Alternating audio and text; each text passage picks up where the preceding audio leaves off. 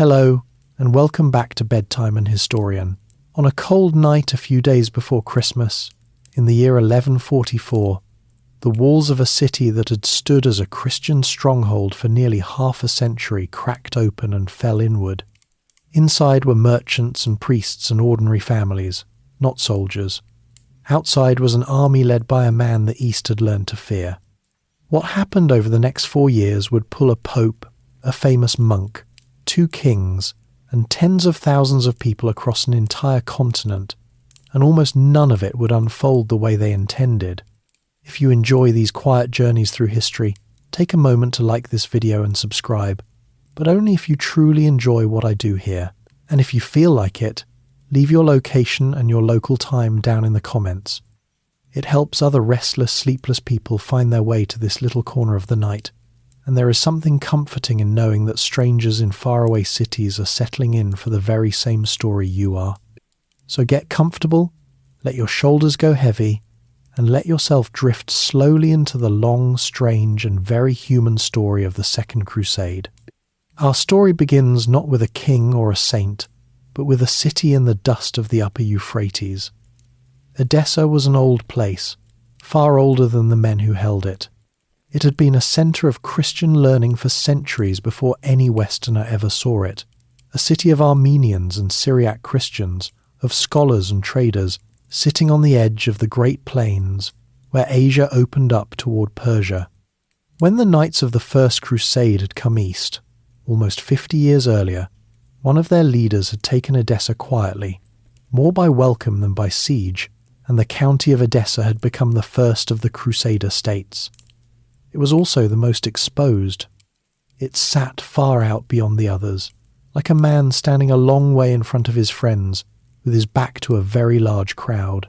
By the 1140s, the man who held Edessa was Count Jocelyn II. He was not a foolish man, but he was not a careful one either. He had quarrelled with his neighbours, especially with the rulers of Antioch, and he had let his friendships go cold at exactly the moment he needed them most. He also preferred to live in his comfortable fortress at Turbessel, west of the Euphrates River, rather than inside Edessa itself. So when the danger came, the Count was somewhere else entirely, which is a habit that tends to age badly. The danger had a name. Imad ad-Din Zengi was the ruler of Mosul and Aleppo, 2 of the most important cities of Muslim Syria and Iraq, and for years he had been doing something that no one had managed in a long time. He had been pulling the scattered, quarrelling Muslim lords of the region into something closer to a single force. The Muslim world the First Crusaders had faced had been deeply divided, city against city, prince against prince, and that division was the real reason a few thousand Westerners had been able to carve out kingdoms at all. Zengi understood this better than anyone. He spent his life pressing those quarrelling lords together, sometimes with alliance, more often with the sword. In the autumn of 1144, Zengi learned that Jocelyn had marched away from Edessa with most of his fighting men. The Count had gone off to support an ally elsewhere, leaving the great city in the hands of its citizens. There was no real garrison.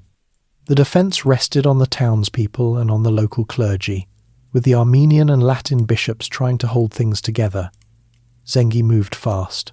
He brought his army across the country and threw it around the walls of Edessa late in November.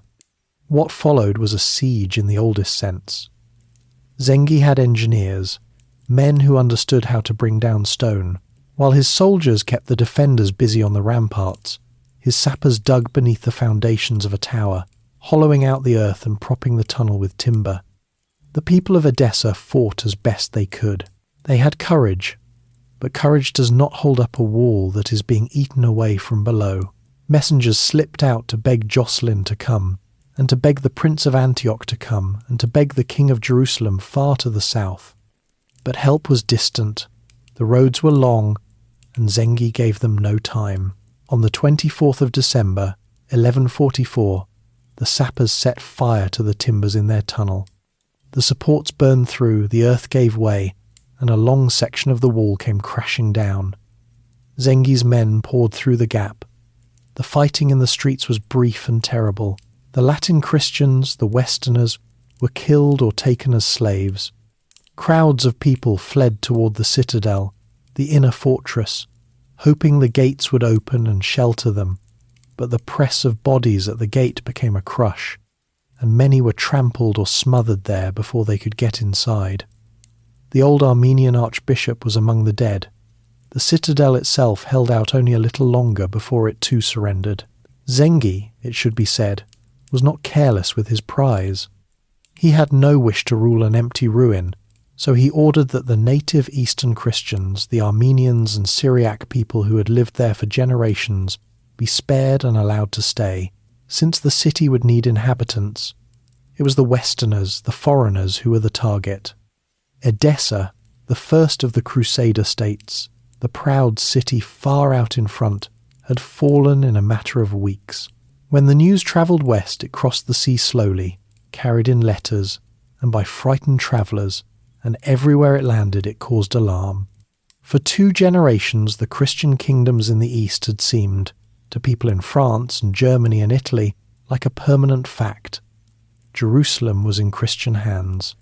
The holy places could be visited. Pilgrims went and came back. The capture of Edessa shattered that comfortable picture. If the first of the eastern states could fall, then so could the others, and behind them lay Jerusalem itself. It is worth pausing here to understand why this single city mattered so much, because the answer says a great deal about the age.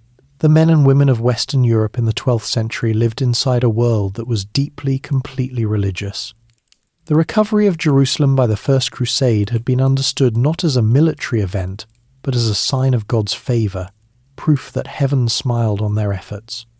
The loss of Edessa, then, was not simply a defeat on a distant frontier. To devout people it felt like a withdrawal of that favour, a warning, even a punishment for the sins of Christendom. That feeling, more than any map or any strategy, is what would soon set the whole of Europe in motion. But all of that lay in the future. On that cold night at the end of 1144, none of the kings of Europe yet knew their lives were about to change. Zengi rode through a conquered city. Jocelyn sat in his comfortable fortress with the worst news of his life on its way to him. And far to the west, in a stone church in France, a thin and sickly monk who would soon set fire to the imagination of a continent had not yet been told that he had a part to play. To understand how a fallen city on the edge of the world could move millions, we first have to look at the strange, beautiful and precarious little kingdoms that the Crusaders had built, and at just how lightly they held the land beneath their feet. The fragile kingdoms of Outremer. To the people who lived in France and Germany, the lands the Crusaders had won had a simple name. They called them Outremer, which means, plainly, the land beyond the sea. It was a fitting name, because for most Westerners that is exactly what those kingdoms were. They were a rumour across the water, a place you heard about in sermons and pilgrim songs. A strip of holy country on the far side of the Mediterranean, where Christian lords now ruled in sight of the places named in Scripture. Very few people who spoke of Outremer had ever seen it. Fewer still understood how thin and how anxious life there really was. The First Crusade had ended almost 50 years before our story, with the capture of Jerusalem in 1099. Out of that bloody and improbable success, 4 small states had taken shape along the eastern shore of the sea. Farthest north and east was the county of Edessa, the exposed outpost whose fall we have already seen. Below it sat the Principality of Antioch, gathered around one of the great ancient cities of the world.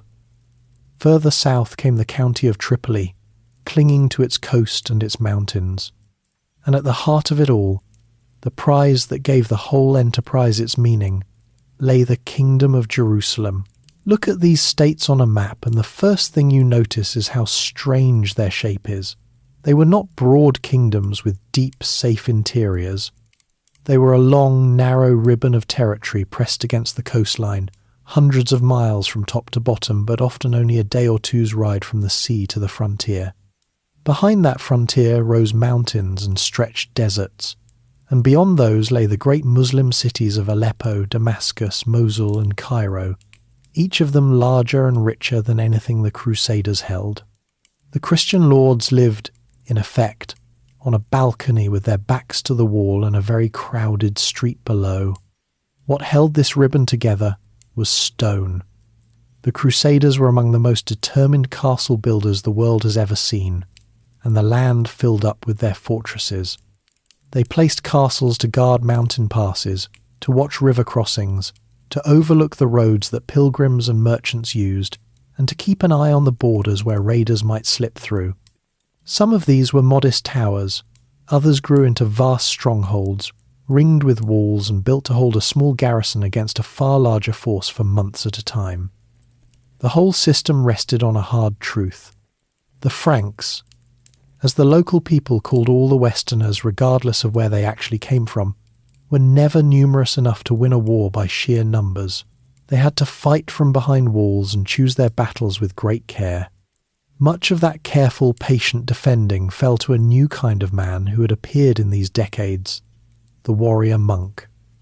The military orders, above all the Knights Templar and the Knights Hospitaller, were brotherhoods of men who took religious vows of poverty and obedience, and then spent their lives fighting and guarding rather than praying in quiet cloisters.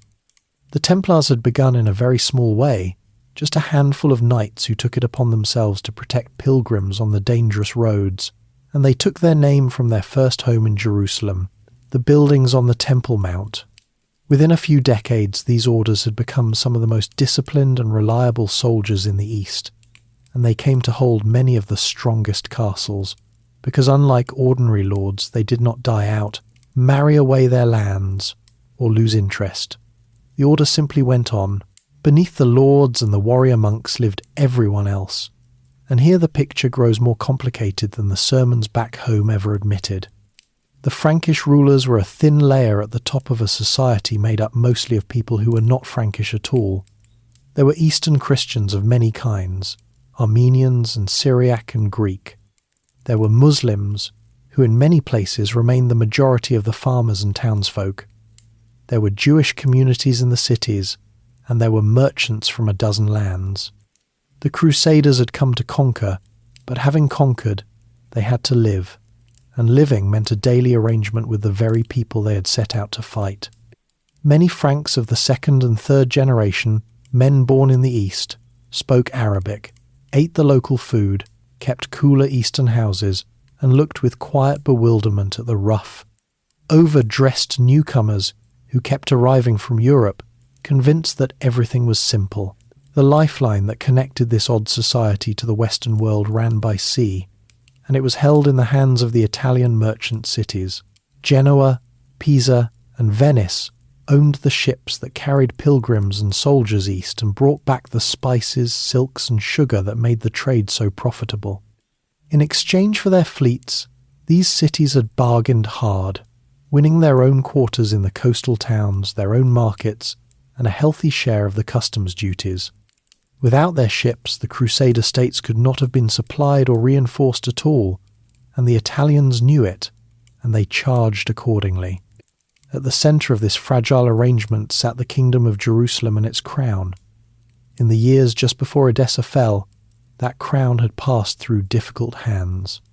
King Fulk, an able and experienced ruler who had come from the west to marry into the royal line, had died in a hunting accident in 1143, thrown from his horse while chasing a hare. He left behind his widow, Queen Melisende, a strong-willed and capable woman of the royal house, and their young son, Baldwin III, who was still a boy. Power in Jerusalem therefore rested with the queen and her council, while the boy king grew toward the age when he would want to rule in his own right, a tension that would matter a great deal later on. And then there was the problem that ran through everything, the problem of the Crusader states quarrelling among themselves. They were supposed to be brothers in a shared cause, but they behaved much like any collection of ambitious lords anywhere. The rulers of Antioch and the counts of Edessa had feuded.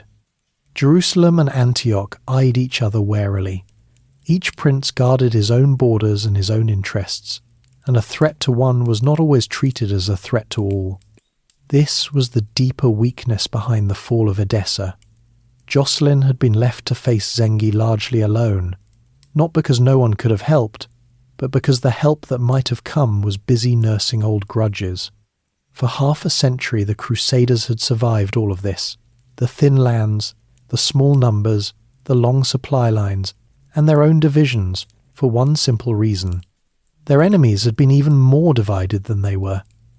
As long as Aleppo fought Damascus and Mosul fought everyone, the Christian ribbon along the coast could hold. The Crusader states were not strong. They were merely lucky in their neighbours, and luck is a poor wall to stand behind. What made the 1140s so dangerous, and what made the loss of Edessa more than a single defeat, was that the luck was beginning to run out. In the cities of the East a new pattern was forming, the slow gathering of Muslim power under a single will.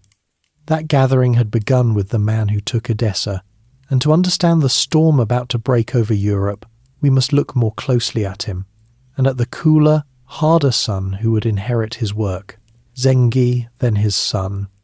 The man who had brought down Edessa did not look, at first glance, like the figure who would reshape the East. Imad ad-Din Zengi had been born into a hard schooling. His father had governed Aleppo for the Seljuk Turks, the great dynasty that ruled much of the Muslim world in those years, and his father had been executed when Zengi was only a small child, caught on the wrong side of one of the endless quarrels among the Turkish princes. The boy grew up in Mosul under the protection of its rulers, and he learned early the lesson that the politics of his world taught again and again. Loyalty was temporary, mercy was rarely repaid, and a man who wished to survive made himself feared. Zengi rose through service to the Seljuk overlords, proving himself a capable and reliable commander at a time when reliability was in short supply. In reward, he was made Atabeg, a kind of guardian and governor of Mosul, and from that base he reached out and took Aleppo as well. With those two cities under one hand, he held the spine of northern Syria and Iraq, and he set about the work that would occupy the rest of his life, which was the pressing together of the region's many small powers into something he could command. He was, by every account that survives, a formidable and frightening man. He kept iron discipline in his armies, and his soldiers feared him more than they feared the enemy, which was rather the point. It was said that when his troops marched through farmland, the crops were left untouched, because no man dared to plunder without his order. This was not gentleness. It was control so complete that the fields of strangers were safer than the cup beside his own bed. He treated rival Muslim lords and Christian lords alike as obstacles to be removed, and he spent far more of his career fighting fellow Muslims than fighting the Franks. The capture of Edessa, which terrified Europe, was to Zengi only one campaign among many in his long project of gathering power. He did not live to enjoy that famous victory for long. In the late summer of 1146, Zengi was campaigning along the Euphrates, besieging a fortress that belonged, as it happened, to other Muslim rivals. One night in his camp he discovered one of his own servants, a slave, drinking the wine he had set aside, and he flew into a rage and threatened the man with death. The slave, with nothing left to lose and a long night ahead, waited until his master had fallen into a drunken sleep and then killed him in his tent. So ended the great Zengi, not on a battlefield and not by a crusader's sword, but at the hand of a frightened servant over a cup of stolen wine. It is one of the small ironies of history that the man who kept whole armies in line could not keep order in his own tent. The death of a great conqueror is always a dangerous moment, because everything he has held together by force tends to fly apart the instant the force is gone. Zengi's lands did indeed divide. His elder son took Mosul and the eastern territories. His second son took Aleppo and the western lands that faced the Crusaders most directly. That second son was named Nur ad-Din, and it is no exaggeration to say that he was the most important man the Second Crusade would ever fight, though hardly anyone in Europe had heard his name when they set out. Nur ad-Din was cut from different cloth than his father. Where Zengi had ruled by terror and appetite, the son ruled by patience and a deep, sincere religious devotion. He was disciplined in his personal life to the point of severity, simple in his habits, and known for a reputation of justice that drew people to his side. He did not drink. he prayed. He surrounded himself with scholars and holy men, and he took up an idea that his father had used only as a tool and made it the centre of his life. That idea was jihad, the call to drive the Christian invaders out of Muslim lands, framed not as one lord's ambition, but as a sacred duty binding on all. By turning the war against the Crusaders into a religious cause, Nur ad-Din gave the divided Muslims of Syria something they had badly lacked, a reason to unite that was larger than any single prince. This was a more dangerous weapon than any siege engine, and the Crusaders would be slow to understand it. Almost as soon as he took Aleppo, Nur ad-Din was given a chance to prove himself, and the chance came from Edessa once again. When word of Zengi's death reached the west, Count Jocelyn II, who had lost the city through his own absence, saw an opening. The native Armenian Christians inside Edessa still resented their new Muslim masters, and they secretly agreed to open the gates to him. Late in the year, Jocelyn slipped into Edessa with a small force and the welcome of much of the population. For a brief moment it seemed the lost county might be recovered. It was a fatal mistake. Jocelyn had men enough to enter the city, but not nearly enough to hold it, and worst of all, he could not take the citadel, the strong inner fortress, which remained in the hands of Nur ad-Din's garrison. He had walked into a trap of his own making. Nur ad-Din marched at once with his army, and Jocelyn found himself caught between the citadel above and the relieving force outside the walls. There was no real battle, only a collapse. The Franks tried to flee back the way they had come, and in the panic and the crush at the gates, large numbers were cut down. Jocelyn himself escaped, but the city did not. This second fall of Edessa, late in 1146, was far worse than the first. Zengi had spared the native Christians because he wanted a working city. Nur ad-Din, faced with a population that had just betrayed his garrison and welcomed his enemy, showed no such restraint. The city was given over to slaughter and plunder. The Armenian Christians who had opened the gates were punished without mercy, and Edessa, one of the oldest Christian cities in the world, was effectively destroyed as a living community. Its walls were pulled down, its people were killed, enslaved, or scattered. What had been a great centre of trade and learning became a broken shell, and it would never again be a Christian stronghold. So, within the space of 2 years, the county of Edessa had not merely fallen once, but been crushed twice, the second time so thoroughly that there was nothing left to argue over. The lesson was not lost on anyone in the East. The old game, in which the Crusaders survived by playing one Muslim city against another, was ending. A single will, young, patient, and certain of its purpose, was rising in Aleppo, and that will intended to push the Franks into the sea. The news of all this took time to travel, and it travelled in pieces, growing more alarming with each retelling. By the time the full weight of it settled over the courts and monasteries of Europe, the simple, comfortable belief that the Holy Land would always be Christian had been replaced by a cold fear that it might soon be lost entirely. That fear needed a voice and an answer, and a man with the authority to summon Christendom to action.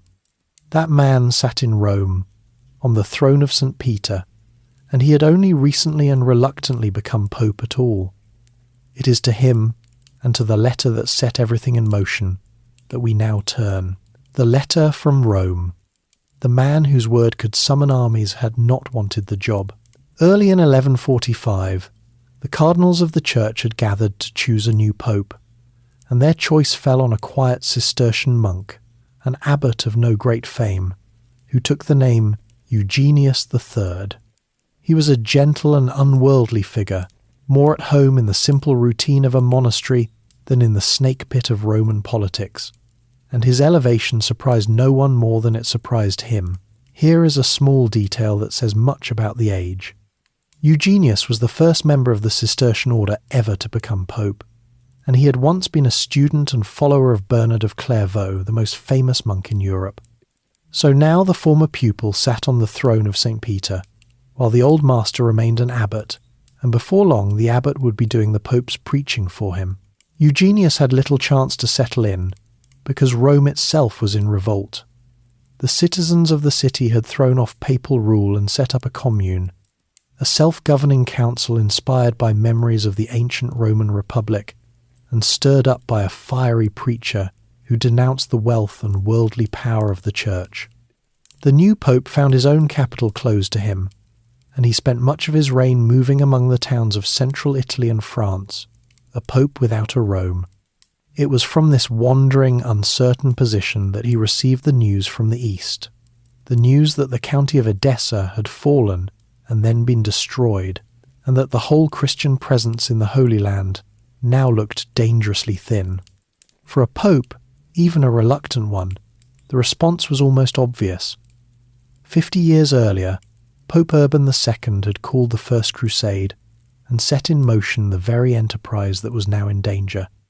The recovery of Jerusalem had been the great glory of the papacy in living memory. To let the Holy Land slip away on Eugenius's watch was unthinkable.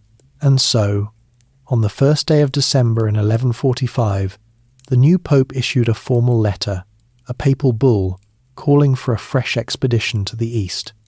It was addressed in the first instance to the King of France and to the French nobility and people, for it was the French who had led the First Crusade and the French who were expected to lead again.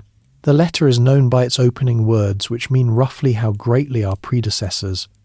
Eugenius began by reminding his readers of what their own fathers and grandfathers had done, how an earlier generation had marched east, suffered, and won Jerusalem for Christendom, and how shameful it would be for the sons to let that inheritance be lost. This was a clever appeal, because it framed the new crusade not as a strange or frightening adventure, but as a debt of honour owed to the past, a chance for the living to prove themselves worthy of the dead. But the letter did more than appeal to pride. It laid out, more clearly and completely than any document before it, the bargain that the Church was offering. Any man who took the cross and went to fight in the East with a pure heart would receive the remission of his sins, the wiping clean of the spiritual debt he had built up over a lifetime. This was the indulgence, and to a medieval mind, fearful of judgment and certain of hell, it was an offer of immense value. The hardships of the journey, the danger of death, the years away from home, all of these were set against the promise that a man might wash away the weight of his every wrongdoing in a single act of holy service. Alongside the spiritual reward came a set of very practical protections, and these mattered more than later readers often realise. A man who went on crusade, left his lands, his family, and his fortune behind for years, exposed to every grasping neighbour. So the letter declared that the property and families of crusaders would be placed under the protection of the Church while they were away. Their debts would be suspended, and no interest would accumulate on what they owed. Lawsuits against them would be frozen until their return. In effect, the Church promised to freeze a man's worldly affairs in place so that he could go and fight without ruining himself. For a knight tempted by the spiritual reward but terrified of the practical cost, this was the assurance that made the whole thing possible. This was, in many ways, the moment the crusade became a settled institution rather than a single wild eruption of enthusiasm. The First Crusade had been a chaotic, half-improvised affair, and much of its theology had been worked out on the march. Now the papacy had a tested formula, a standard set of promises and protections that could be offered again and again. Eugenius was, without quite intending to be, writing the rule book for the next several centuries of holy war. Yet a letter, however well crafted, is only ink on parchment until someone carries its message into the hearts of living people. Eugenius understood his own limits. He was a careful administrator, not a thunderous preacher, and he was stuck in Italy wrestling with the rebels of Rome. He needed a voice, and there was only one voice in all of Europe equal to the task. He turned to his old teacher, Bernard of Clairvaux, and gave him the authority to preach the crusade across France and beyond. It was a decision that would shape everything that followed, for Bernard would throw himself into the work with a fervour that no pope could have matched, and would carry the call far further than Eugenius had ever intended. There was, as it happened, already a king waiting to listen. Louis VII of France was a young man, pious to the point of monkishness, more devout than was perhaps wise in a ruler. He had come to the throne almost by accident, after the death of an elder brother, and he carried his crown with a heavy and anxious conscience. A few years before, in a brutal little war against one of his vassals, his soldiers had set fire to a town called Vitry, and the flames had spread to the church where hundreds of townspeople had taken shelter. More than 1,000 men, women, and children had burned to death inside it. The horror of that day never left Louis. He believed he had a great sin to answer for, and he had already begun to think of a journey to the Holy Land as the act that might cleanse him. So when Louis gathered his nobles at his Christmas court late in 1145 and announced his wish to march east, the desire was sincere and personal as much as it was political, but the announcement fell oddly flat. His barons were unmoved. A long, expensive expedition to the far side of the world, in answer to bad news about a city most of them had never heard of, did not stir them, and a king cannot crusade alone.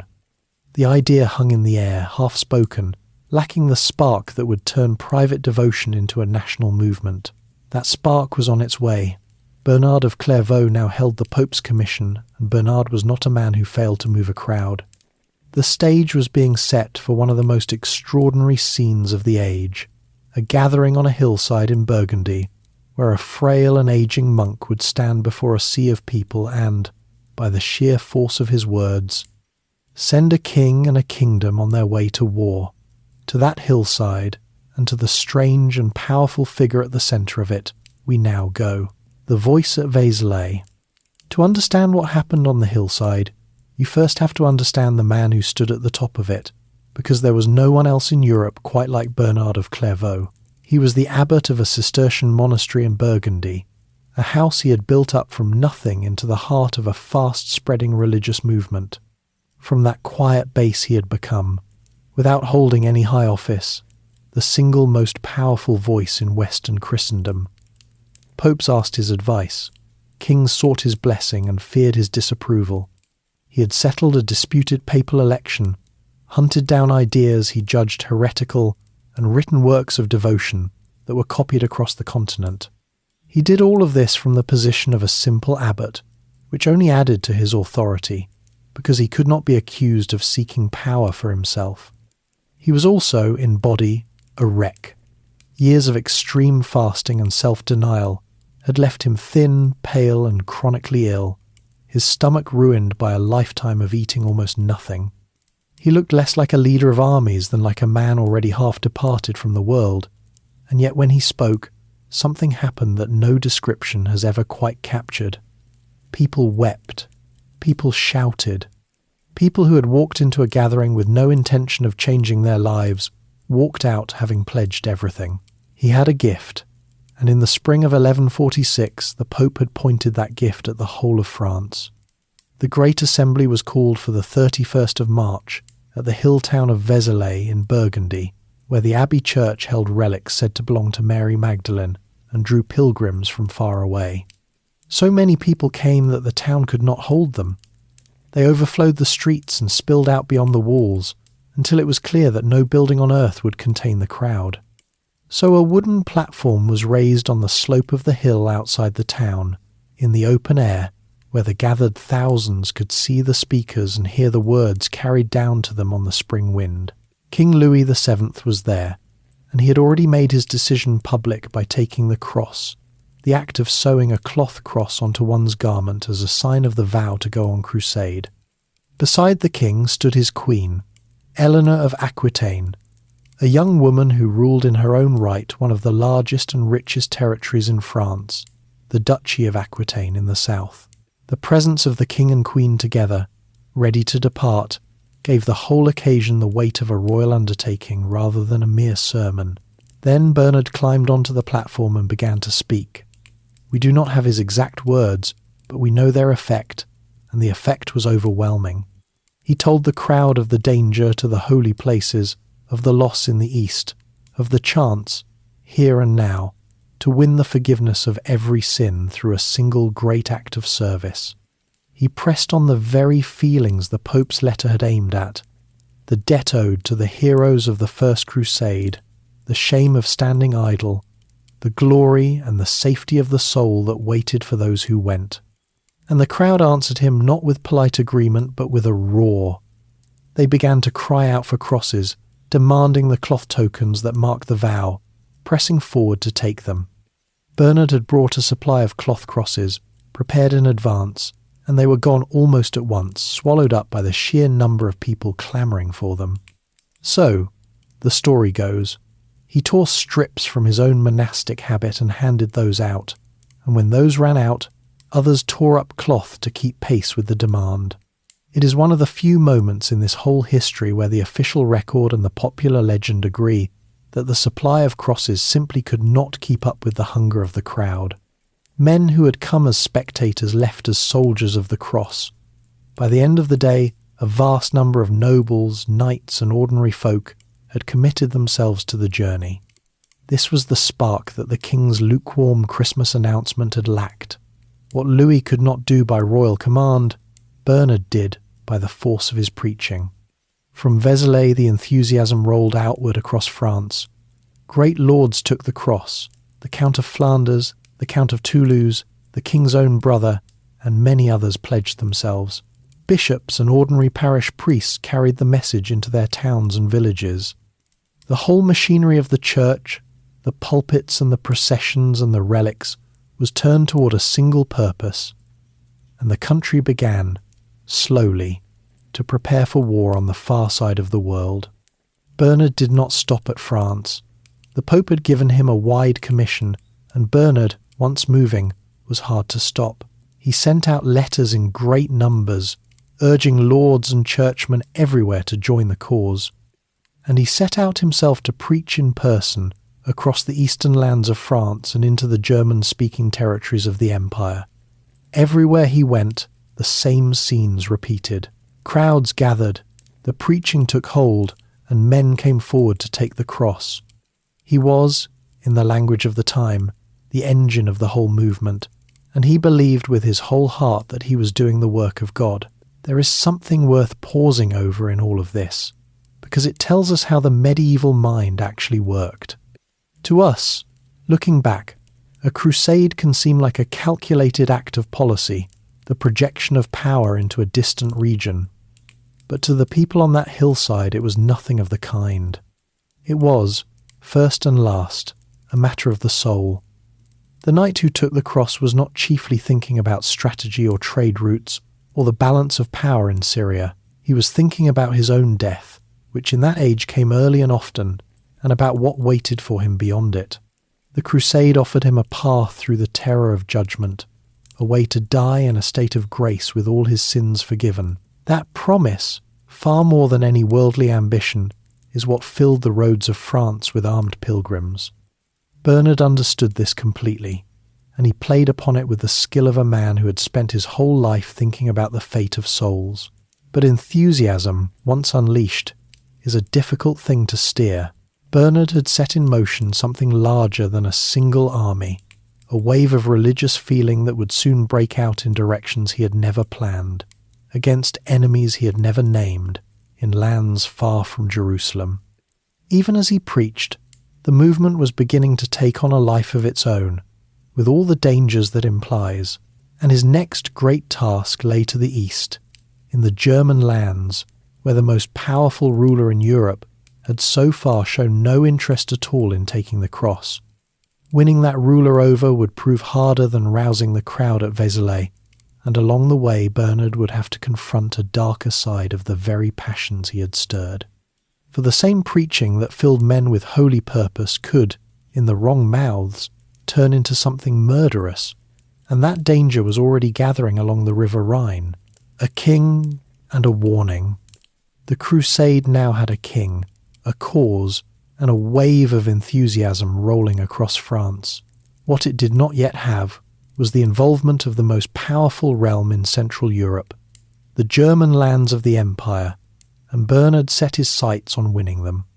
The man he had to convince was Conrad III, the German king, head of the Hohenstaufen family, and ruler in name of a vast collection of duchies, cities, and quarrelling nobles stretching from the Rhine deep into Italy. He held the title of King of the Romans, the stepping stone to being crowned emperor, though that final crown had so far eluded him. Conrad had every reason to say no. His kingdom was anything but peaceful.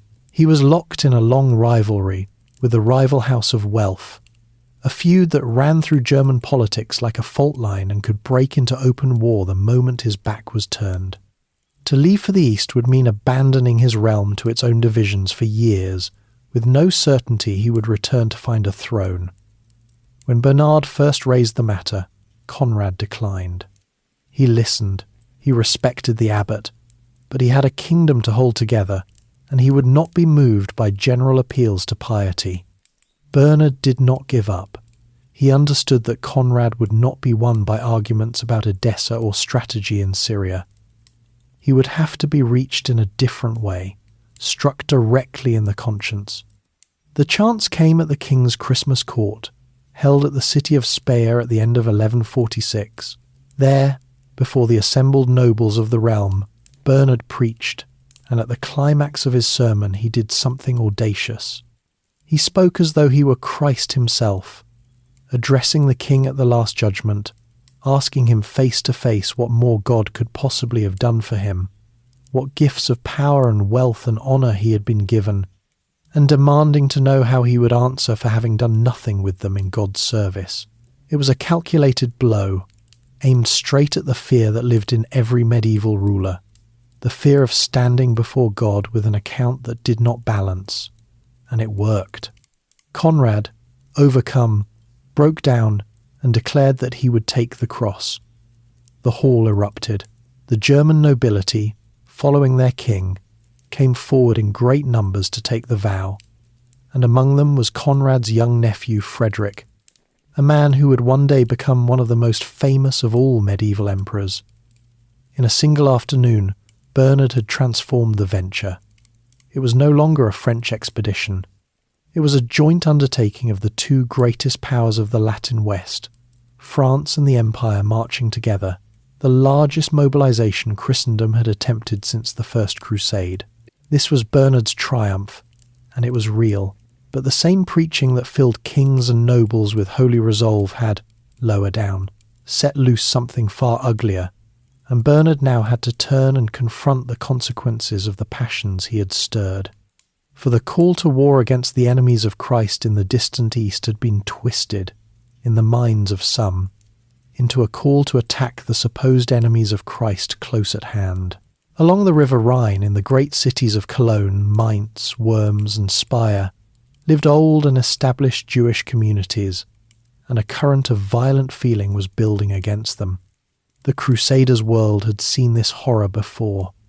50 years earlier, during the First Crusade, mobs in these very same Rhineland cities had turned on their Jewish neighbours and killed them in large numbers, robbing and slaughtering before ever setting out for the East. Now, as the new crusade was preached, the same poison rose again. At its centre this time was a renegade monk named Radolf, a Cistercian like Bernard himself, who had taken to preaching on his own authority among the Rhineland crowds. His message was simple and deadly. Why, he asked, should men travel 1,000 miles to fight unbelievers abroad while leaving unbelievers untouched at home? He turned the religious fervour of the moment into a weapon, and where he preached, attacks on Jewish communities followed. When word of this reached Bernard, he reacted with real alarm and real anger, and his response is one of the few unambiguously creditable episodes in the whole story. He held firmly to the official teaching of the Church, which, whatever its other failings toward Jewish people, insisted that they were not to be killed. According to that doctrine, the Jews were to be allowed to live among Christians as a living testimony, and to murder them was a grave sin. Bernard wrote sharp letters denouncing Radolf's preaching, insisting that the Jews must not be harmed, their property not seized, their lives not taken, and when letters did not suffice, he went in person. Bernard travelled to the Rhineland and confronted Radolf directly. In front of the crowds the renegade had stirred up. He rebuked him, reminded everyone that an unauthorized monk had no business preaching at all, and ordered Radolf to return to his monastery and stay there. The force of Bernard's reputation was such that Radolf obeyed, and the worst of the incitement collapsed once its preacher was silenced. Violence did not vanish entirely, and Jewish communities in the region still suffered fear, extortion, and scattered attacks during these months. But the great massacres that had marked the First Crusade were largely prevented this time, and some of the very Jewish chroniclers who recorded these terrible events gave Bernard credit for it, naming him as the man whose intervention had saved many of their people from death.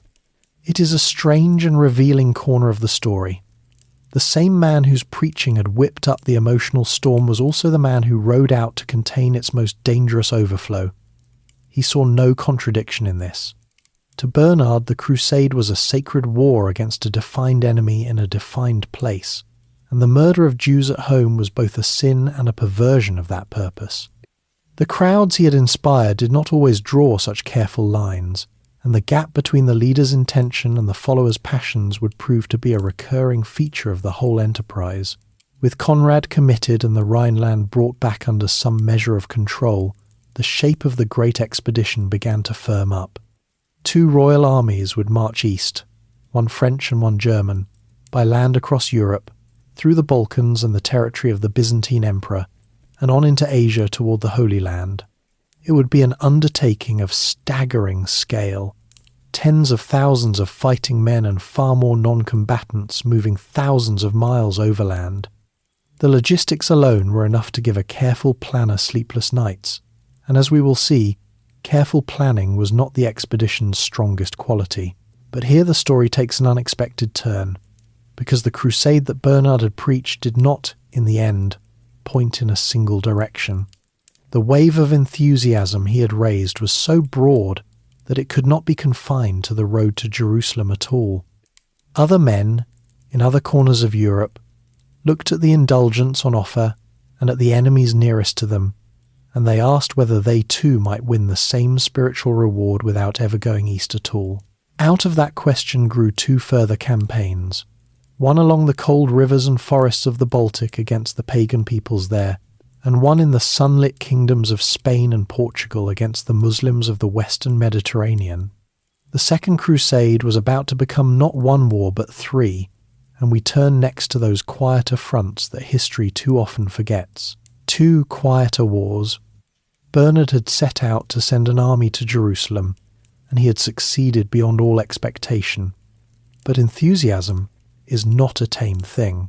Once the idea took hold that a man could win the great spiritual reward by fighting the enemies of his faith, people across Europe began to look around at the enemies nearest to them, and to wonder whether the journey east was strictly necessary.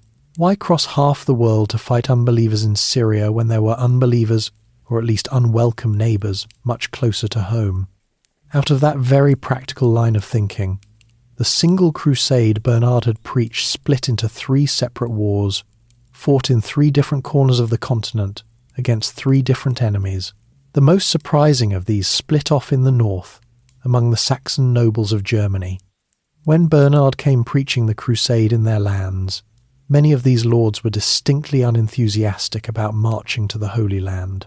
They had a frontier of their own to worry about, the eastern edge of the German world, where the river Elbe and the river Oder marked the boundary between Christian Saxony and the lands of the pagan Slavic peoples known collectively as the Wends. These peoples had not been converted. They worshipped their old gods, they raided across the border, and they sat on land that the Saxon and Danish nobles had long coveted.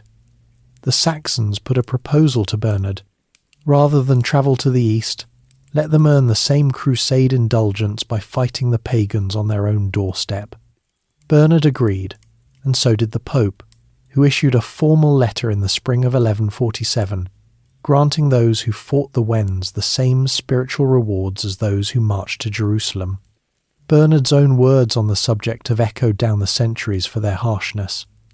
He declared that there should be no truce with these pagans until, as he put it, they were either converted or wiped out. It was a chilling sentiment from a man who had just been protecting Jewish communities in the Rhineland. and it shows how completely the category of enemy could shift the moral rules in the medieval mind. The Jews were to be preserved as witnesses. The pagan Wends, who held land the Saxons wanted, were offered conversion or destruction and nothing in between. So in the summer of 1147, while the great royal armies were still gathering for the march east, a separate crusade set out into the cold forests and marshes of the Baltic frontier. It was led by some of the most powerful men of northern Germany and Denmark, including a young Duke of Saxony named Henry, who would later be called Henry the Lion, and the seasoned border lord Albert, called the Bear, along with Danish kings and a clutch of archbishops who blessed the whole affair. The Wends, for their part, were led most ably by a prince named Niklot, who understood his enemies well and struck first, raiding into Christian territory before the Crusaders could fully assemble. The campaign that followed was, by any honest measure, a muddle. The crusading armies marched against the Wendish strongholds and laid siege to fortified places with names like Dobin and Demin, deep in the wet northern country. But the sieges dragged. The terrain was difficult, the supply lines were long, and the Wends defended themselves stubbornly. And then the whole enterprise ran into a difficulty that no amount of holy preaching could solve. Many of the German and Danish lords had no real interest in exterminating the Wends or even in converting them. What they wanted was the land and the tribute, the steady stream of payments that the Wends already owed to some of them. It is genuinely difficult to collect tribute from a people you have wiped out, and so the lords found themselves curiously reluctant to press the war to its preached conclusion. The result was a campaign that talked of holy extermination and practiced careful preservation. At Dobin, the siege ended not with conquest, but with a negotiated arrangement in which Niklot and his people agreed to a token acceptance of baptism that everyone involved understood to be meaningless. The Crusaders went home able to claim that they had won converts, while the Wends went on worshipping their old gods much as before, and the lords kept their tributaries intact. A contemporary chronicler of these lands, watching the whole performance, observed with dry disgust that the men who should have been the keenest to crush the pagans were the very ones who spared them. Precisely because the pagans were a useful source of income, the crusade against the Wends, in other words, was undone less by the enemy than by the bookkeeping. In strict military terms, the Wendish crusade achieved almost nothing in the short run. No great conquest followed, no mass conversion held, and the frontier remained much where it had been, and yet it would prove to be the small beginning of something very large. It was the opening move in what historians later called the Northern Crusades, the long campaign of German and Scandinavian expansion that would, over the following centuries, slowly push Christian rule and Christian settlement across the entire southern coast of the Baltic Sea. The lords of 1147 failed to convert or destroy the Wends, but they established the principle that the conquest of pagan neighbours could be holy work, and that principle would outlive them by hundreds of years. The Third Front opened far to the southwest, in the Iberian Peninsula, the long stretch of land that we now call Spain and Portugal. There, the situation was the reverse of the Baltic. The Christian kingdoms of the north had been pushing slowly southward for generations, reclaiming territory from the Muslim rulers who had held most of the peninsula since the 8th century. This long, slow process of reconquest was already underway, and it did not need a crusade to invent it. But the crusade gave it a new energy and, crucially, a new supply of fighting men, because the same indulgence was extended to those who fought the Muslims in the West. Several campaigns in Spain belonged to these years. Christian forces, often with the help of fleets from the Italian city of Genoa, struck at Muslim-held ports and cities along the Mediterranean coast, taking some of them after hard fighting. These were real successes, won by Spanish kings and counts with Crusader help, and they pushed the frontier of Christian Iberia outward in lasting ways. They are often forgotten in the larger story because they happened far from the Holy Land and far from the famous kings, but to the people of the peninsula they mattered enormously. And there was one episode in the West that stands out above the rest, both for its drama and for the fact that it succeeded so completely while the Great Eastern Expedition failed so badly. It involved not the kings and not the planned armies, but a fleet of crusaders from the cold northern shores of Europe, men from England and Flanders and the German coast, who had set out to sail the long way around to the Holy Land.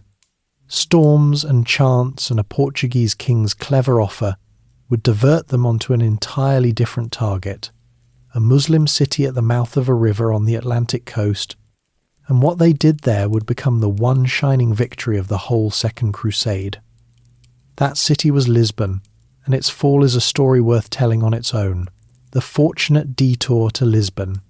While the kings of France and Germany were still mustering their land armies, a very different crusading force was gathering on the cold northern coasts of Europe.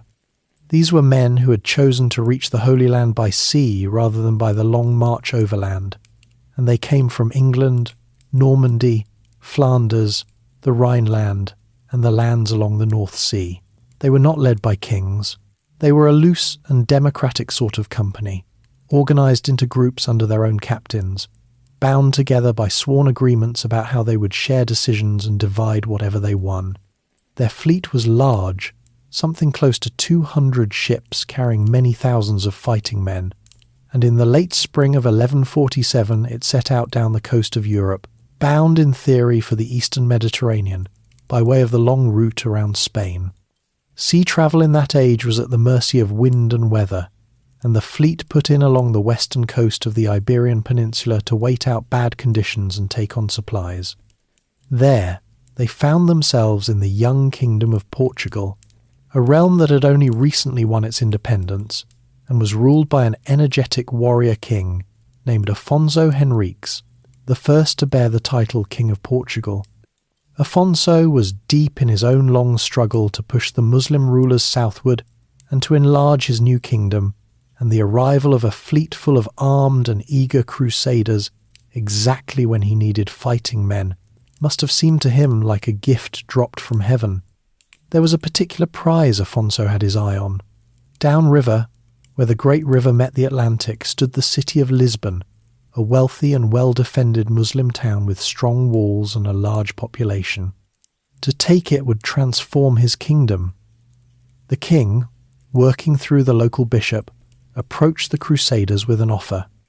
If they would stay and help him capture Lisbon, he would grant them the plunder of the city, the ransoms of its wealthy captives, and land for any who wished to settle. It was a tempting proposition, but it sparked a real argument among the crusaders.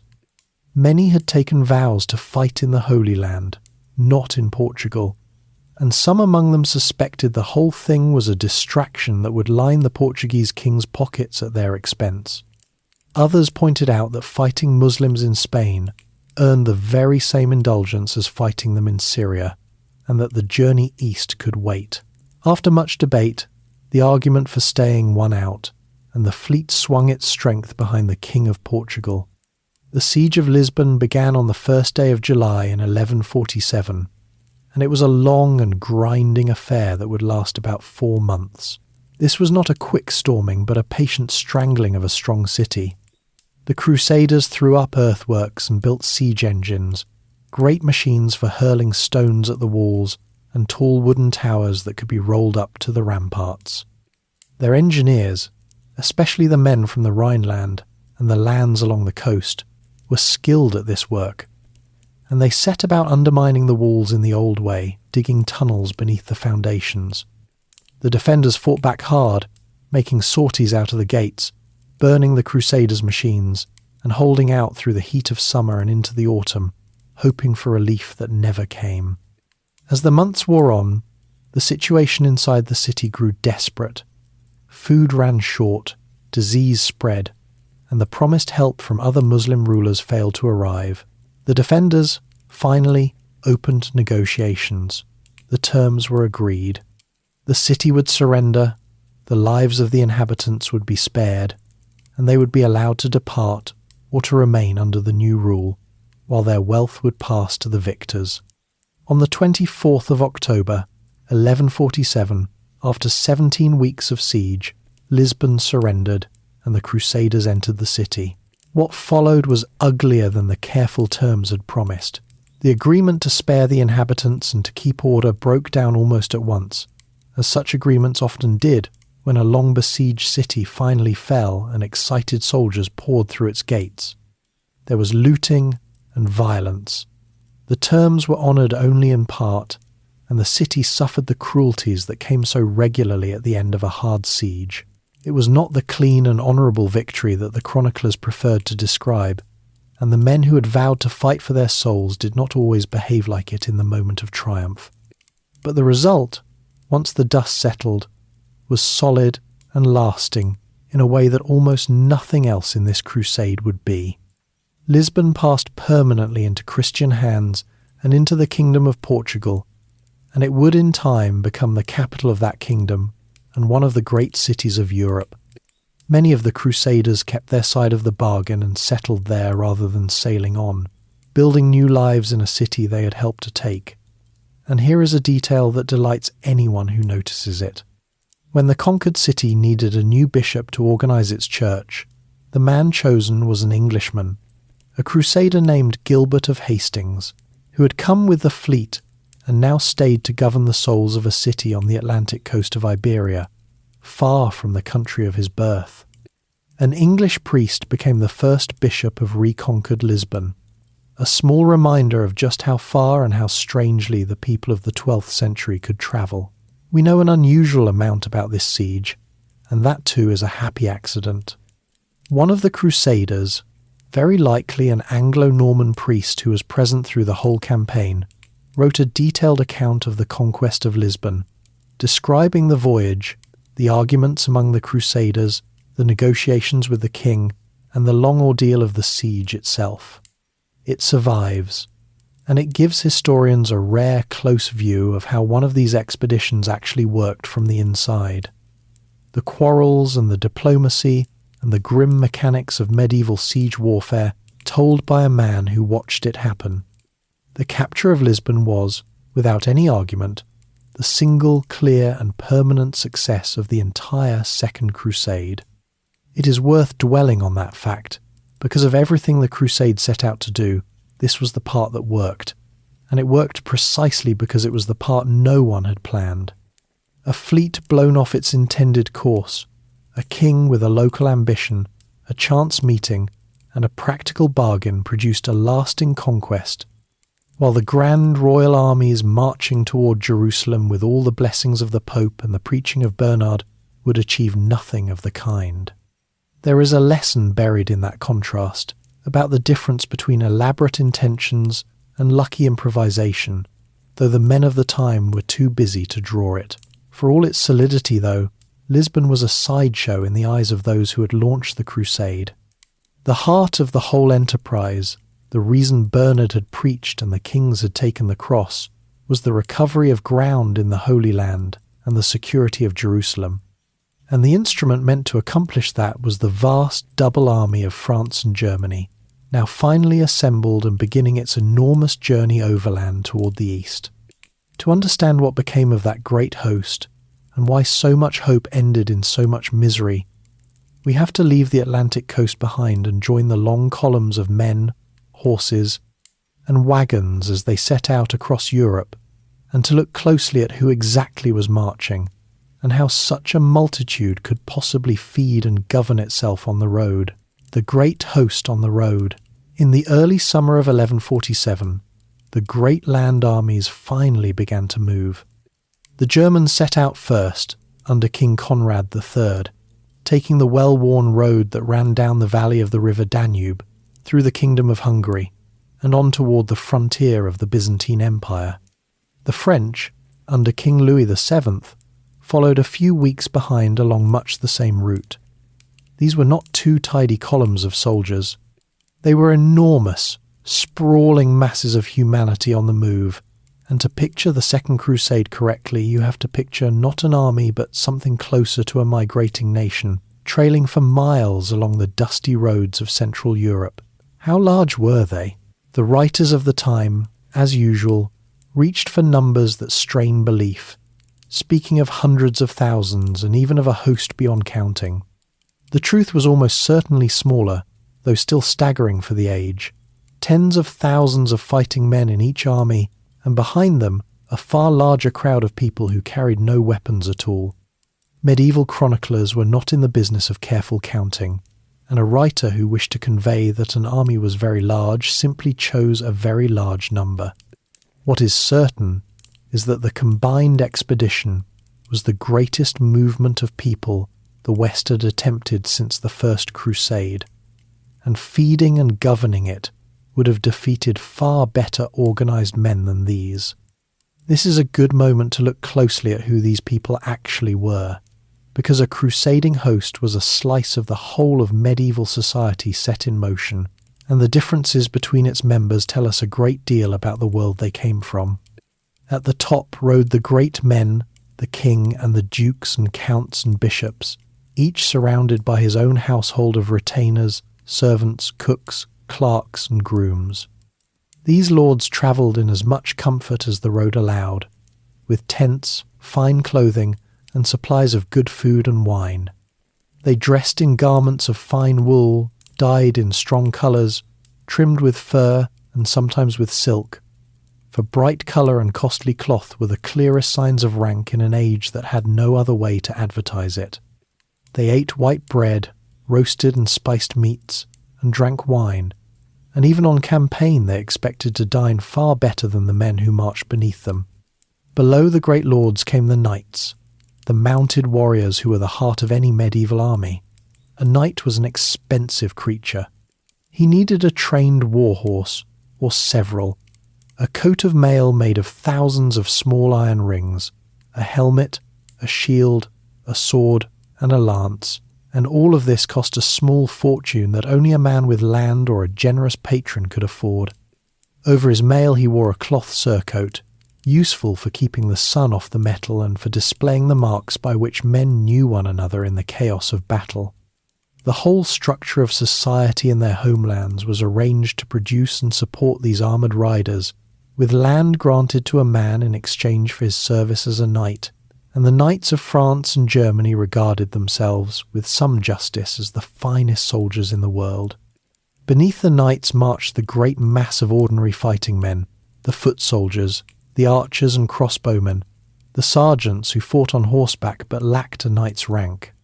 These men wore what they could afford, a padded jacket or a simpler mail shirt if they were lucky, more often just a tunic of coarse undyed wool, leather shoes and a cap. Their food was the food of the common people, dark bread of rye or barley, a thick pottage of beans and whatever vegetables could be found, salted or smoked meat and dried fish when it could be had, hard cheese, and ale or watered wine to drink. They slept on the ground, carried their own gear, and bore the heaviest share of the suffering when supplies ran short, which they often did. And then, swelling the host to its enormous size, came everyone else. There were squires and servants by the thousand, blacksmiths and carpenters and armourers to keep the equipment in repair, merchants who followed the army to sell it goods, and clergy at every level. For the Crusade was a religious act, and priests travelled with it to say Mass, hear confession, and tend the dying. There were women too, from great ladies like Queen Eleanor and the noble women of her household down to the wives, laundresses, and camp followers who attended any large body of men on the move. And there were the genuine pilgrims, the poor and the devout who had taken the cross not as soldiers but as penitents, walking east in hope of saving their souls, carrying little and depending on charity. All of these people, the powerful and the humble, the armoured and the barefoot, moved together in one vast, slow, hungry column. Feeding such a multitude was the problem that overshadowed everything, and it was never truly solved. An army of this size could not carry enough food to sustain a journey of thousands of miles. It had to buy supplies along the way, from the towns and markets of the lands it passed through, and this required careful agreements with the rulers of those lands, the King of Hungary, and above all, the Byzantine Emperor, whose territory the Crusaders had to cross. When markets were opened and prices were fair, the host moved peacefully. When markets were closed or prices were raised or the locals fled with their grain, the soldiers turned to foraging, which is a polite word for taking what they needed from the countryside by force. This was the source of endless trouble, and it began almost at once. A column of tens of thousands of armed and hungry men passing through a region, even a friendly Christian region, was a disaster for the people who lived there. Crops vanished, livestock disappeared, and quarrels over prices and supplies flared into violence. The Germans, who went first, left a trail of friction and damaged trust behind them as they marched through the Balkans toward Constantinople. The local people, who had seen Crusaders before, grew wary and resentful, and the Byzantine authorities watched the approaching host with mounting alarm.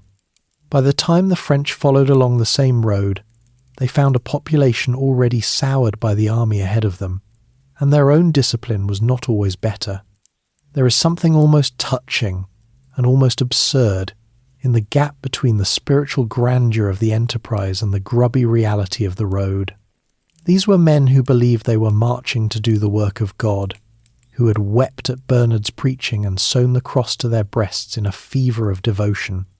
And here they were, squabbling with Balkan villagers over the price of bread, trampling fields, and arriving at the gates of the greatest Christian city in the world already half-starved and wholly out of temper. The journey was not yet a disaster, but the seeds of disaster were everywhere visible, in the lack of supply, the lack of discipline, the lack of any single commander who could control the whole mass, and the steadily worsening relations with the empire whose help they would soon desperately need. For ahead of them lay Constantinople, the queen of cities, and its clever, cautious emperor, Manuel Komnenos, who regarded the arrival of these vast Western armies not as the answer to a prayer, but as a fresh and dangerous problem to be managed. The meeting between the Crusaders and the Byzantines would set the tone for everything that followed in the East, and it would be poisoned from the start by suspicion on both sides. To that uneasy encounter at the edge of Europe and Asia we now turn. Constantinople and cold manners. When the Crusaders came at last to Constantinople, even the proudest among them fell briefly silent. Nothing in the West prepared a traveller for that city. It was the capital of the Byzantine Empire, the surviving eastern half of the old Roman world, and it had stood for 800 years as the largest, richest, and most magnificent Christian city on earth. Its triple walls ran for miles, its harbours were crowded with ships from every sea, its churches blazed with gold and coloured marble, and its markets overflowed with goods that the rough lords of France and Germany had never imagined. The Crusaders gaped at it, and then, almost in the same breath, they began to resent it. For there is no envy quite so sharp as the envy of poor warriors for a rich and clever city they cannot understand. The man who ruled this city was the Emperor Manuel Komnenos, and he is one of the more interesting figures of the whole story. He was young, energetic, well-educated, and a capable soldier in his own right, but he sat in a position of real difficulty.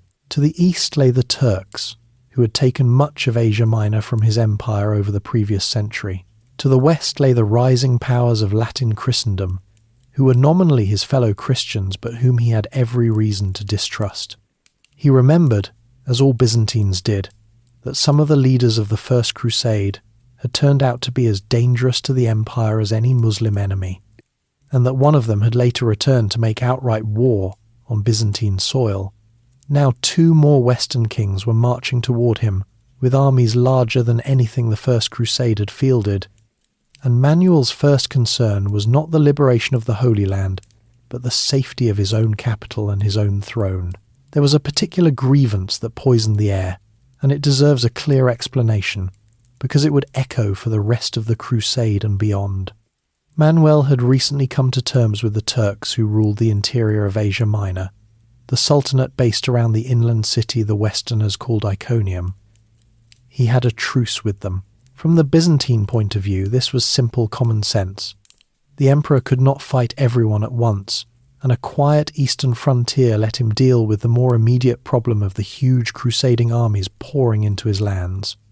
But to the Crusaders, who had come all this way precisely to fight those Turks, the news that the Christian emperor was at peace with the enemy looked like nothing less than betrayal. They began to whisper that Manuel was secretly in league with the Muslims against them, and that whisper, once started, never died. The Germans arrived first, in the early autumn of 1147, and their stay outside the walls was tense from the beginning. There were skirmishes between German soldiers and the local population, disputes over supplies, and the usual ugliness that followed a large army camped near a wealthy city. It did not help that a violent storm and flood struck the German camp on the low ground outside the walls, sweeping away tents, supplies and men, and confirming the soldiers in their gloomy conviction that everything in this strange land was against them. King Conrad and Emperor Manuel were in fact connected by marriage, for Manuel had wedded a German noblewoman who was Conrad's relation by marriage, but even this family tie did little to warm the dealings between them. Manuel wanted one thing above all, to get the German army out of Europe and across the water into Asia as fast as possible, and in this at least both rulers agreed. The Germans were ferried across the narrow strait that divides the continents and set loose into Asia Minor. Then the French came, in the middle of autumn, and with them came an even deeper current of hostility toward the Byzantines. Some of the French leaders had arrived already primed to think the worst of the empire, and the news of Manuel's truce with the Turks lit them up with anger. There was loose talk, among the more hot-headed, of abandoning the crusade altogether and simply attacking Constantinople itself, seizing the great city and its wealth for Christendom. One of the bishops travelling with the army is said to have urged exactly this, arguing that the treacherous Greeks deserved nothing better. King Louis, to his credit, refused to consider it. He had taken the cross to free the Holy Land and to cleanse his own soul, not to make war on fellow Christians, and whatever his faults, he held to that purpose. The wild proposal came to nothing, but the fact that it could be seriously raised tells you how badly relations had already broken down. Manuel handled the French as he had handled the Germans, with a careful mixture of courtesy, gifts, and firm pressure to keep moving. He entertained Louis with the splendour of his court, supplied the army with markets, and used every diplomatic art to hurry it across the strait and out of his territory. He also wanted assurances, oaths from the Western leaders concerning any former imperial lands they might recover, the same kind of bargaining that had soured the First Crusade. The negotiations were stiff and mistrustful on both sides. The Crusaders thought the emperor was milking them, deceiving them, and possibly plotting their destruction.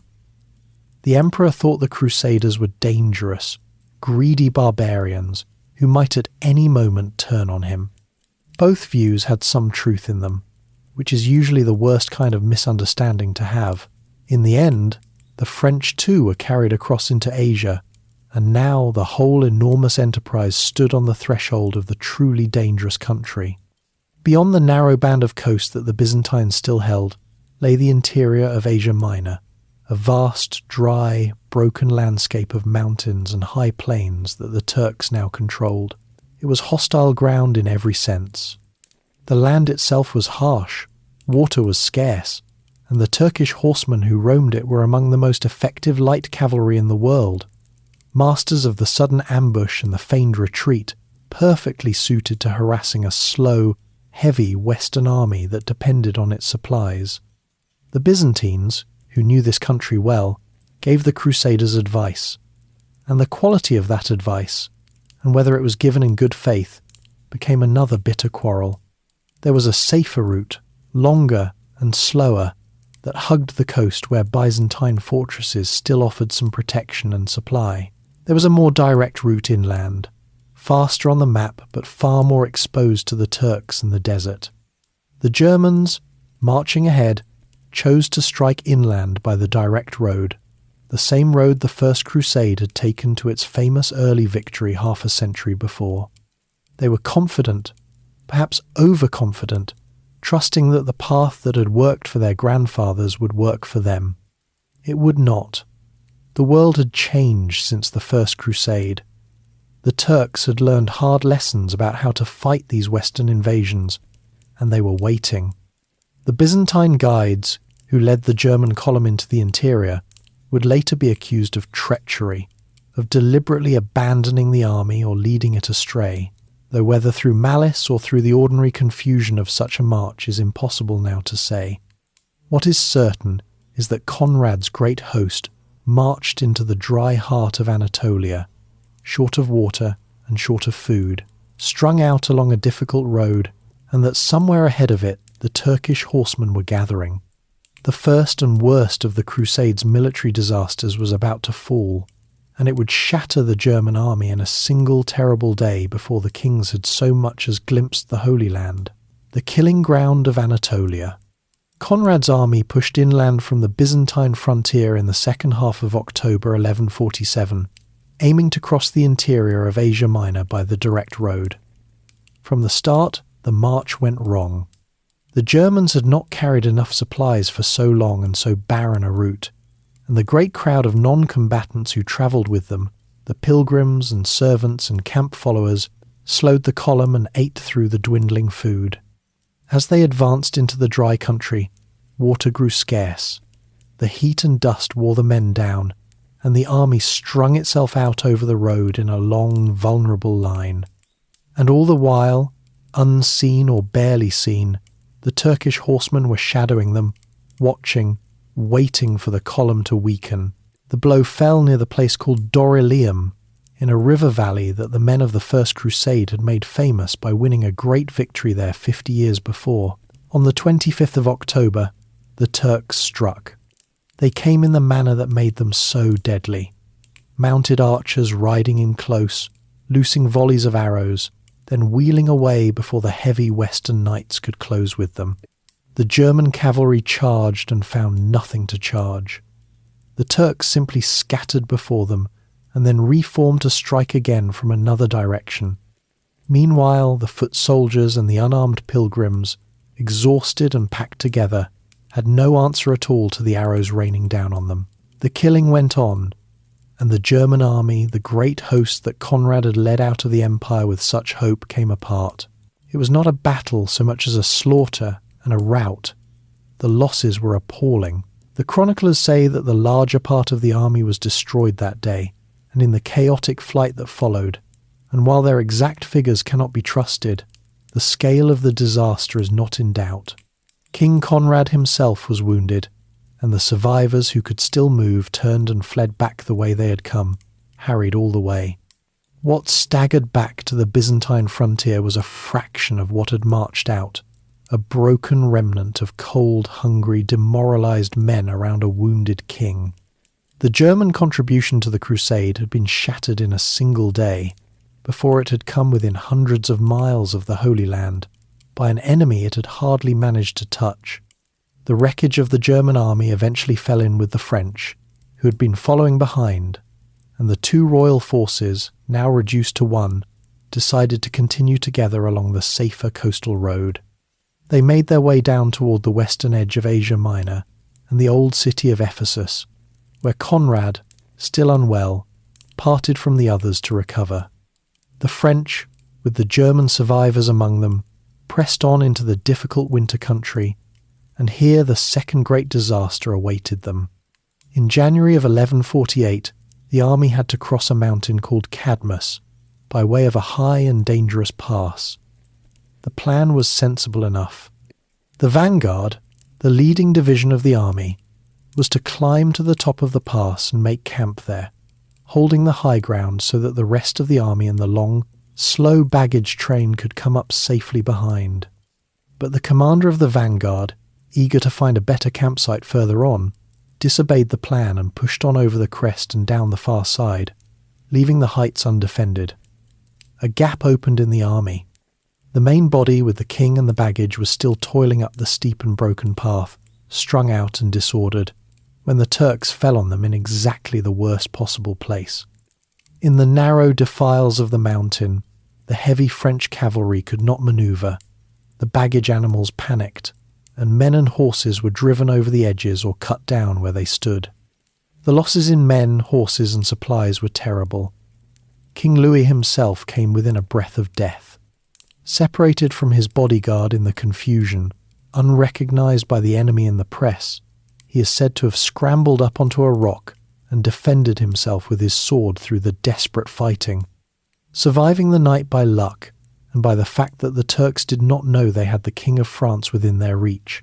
By morning the army was a battered, frightened thing, and its faith in its own leaders had been badly shaken. After Cadmus, Louis made one of the few wise decisions of the whole expedition. Recognizing that his own commanders could not keep order on the march, he handed the discipline of the army on the road over to the Knights Templar, the warrior monks whose training and obedience made them the steadiest soldiers present. Under their direction, the column tightened up, the men learned to hold formation under harassment, and the army managed to fight its way through the remaining hostile country to the coast. It was a small flash of competence in a campaign that had shown precious little, and it probably saved the French from sharing the fate of the Germans. The survivors reached the port city of Italia on the southern coast, and there the expedition reached its lowest and most shameful point. The city could not supply the great mass of starving men who arrived at its gates. Food was scarce, and what there was cost ruinous prices. The surrounding country swarmed with Turks, and disease moved through the crowded, weakened ranks. There were not enough ships to carry everyone onward by sea, and the journey by land was a death sentence. Faced with this, King Louis and the nobles and knights, the men with money and rank, took ship for the Holy Land and sailed away, leaving behind the bulk of the foot soldiers and the poor pilgrims, the very people who had followed the cross with the purest motives and the fewest resources. What happened to those abandoned thousands is grim. Some tried to continue overland and were killed or captured by the Turks. Many died of hunger and sickness outside the walls of Italia. It was a betrayal of the ordinary crusaders by their leaders, and it sat uneasily on the conscience of the age, though there was little anyone could have done to feed them all. The dream that had begun with Bernard tearing his habit into crosses on a Burgundian hillside had come to this, a king sailing away from a plague-ridden harbour, while the people he had inspired starved on the shore behind him. By the time Louis reached the coast of Syria in the spring of 1148, the military reality of the Second Crusade was already settled, though no one would admit it yet. The two great armies of the West, which had set out with such numbers and such confidence, had been reduced to a shadow of themselves, not by a single decisive defeat in open battle, but by the slow, relentless attrition of the march, the ambushes in the passes, the failures of supply, the disease, and the divisions among the leaders. The Turks of Asia Minor, fighting in their own country in their own way, had done more to wreck the crusade than the great Muslim lords of Syria would ever have to do. And yet the kings had survived, and they had reached the east at last, and the purpose that had drawn them remained. There were still soldiers, still treasure, still the prestige of two crowned kings come to fight for the cross. The crusade was wounded, but not finished. King Louis sailed into the harbour of one of the greatest of the Crusader cities, Antioch, where the ruler who waited to greet him was no stranger but a kinsman of his own wife, the queen who travelled at his side. And it was there, in the palaces of Antioch, that the crusade would suffer a wound of an entirely different kind, one inflicted not by Turkish arrows, but by pride, suspicion, and a quarrel inside a royal marriage. To Antioch, and to the queen at the centre of the storm, we now turn. Antioch and the queen. When King Louis sailed into the harbour below Antioch in the spring of 1148, he came not to a city of strangers but to a kind of homecoming, for the man who ruled there was bound to him by marriage. Antioch was governed by Raymond of Poitiers, the prince of the city, and Raymond was the uncle of Queen Eleanor, the younger brother of her late father. He was, by every account, a striking figure, tall and handsome, charming, an experienced and capable soldier, and still in the vigour of his middle years. He received the king and queen with great splendour, lodging them in luxury, and for a brief while the battered French found themselves resting in comfort among friends and kin in one of the finest cities of the East. But Raymond had not opened his treasury and his palaces out of simple family feeling. He had a war to fight, and he saw in the arrival of the King of France the answer to his prayers. The great danger to Antioch, the threat that kept Raymond awake at night, was Nur ad-Din, the rising lord of Aleppo, whose power lay just to the east of Raymond's borders and grew stronger every year. If the Crusade was to do any real good in the east, Raymond argued, it should strike at the true source of the danger. It should march on Aleppo, break Nur ad-Din's strength, and perhaps recover the lost ground around Edessa, the very loss that had started the whole crusade in the first place. This was, by a wide margin, the most sensible military plan anyone would propose during the entire expedition. It aimed at the actual enemy, in the actual place where the crusade had been provoked. Louis would not hear of it. The king's mind was fixed on Jerusalem. He had taken the cross above all to complete his pilgrimage to the holy places and to cleanse his soul of the sin that haunted him, and he felt he could not, in conscience, turn aside to fight a campaign in the north until he had first prayed at the Holy Sepulchre. There was also, beneath this piety, a colder calculation and a growing unease, because the longer the French stayed in Antioch, the clearer it became that something was happening between the prince and the queen that the king did not like at all. Eleanor of Aquitaine and her uncle Raymond took to one another at once, and it is not hard to see why. They came from the same sunlit world of southern France, spoke the same southern tongue, and shared a taste for the refined and pleasure-loving culture of their homeland, a culture that the dour and monkish Louis had never really belonged to. In the elegant courts of Antioch, Eleanor was in her element in a way she had not been since leaving home, and she and Raymond spent a great deal of time in one another's company. The chroniclers of the age, who were almost all hostile to Eleanor, hinted darkly that this closeness went beyond what was proper between an uncle and a niece. Whether there was any truth to those whispers, no one can now know.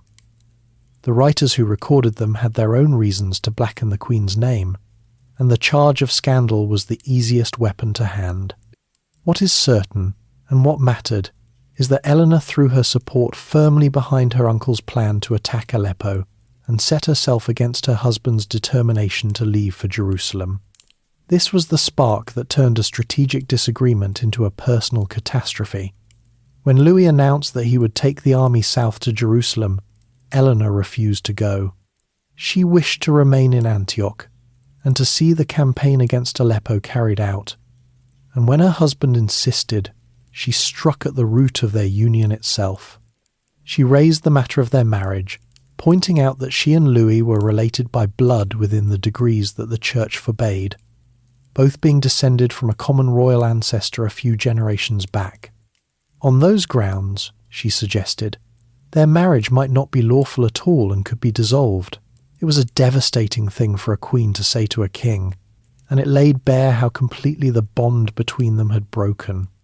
Louis's response was not the response of a confident man.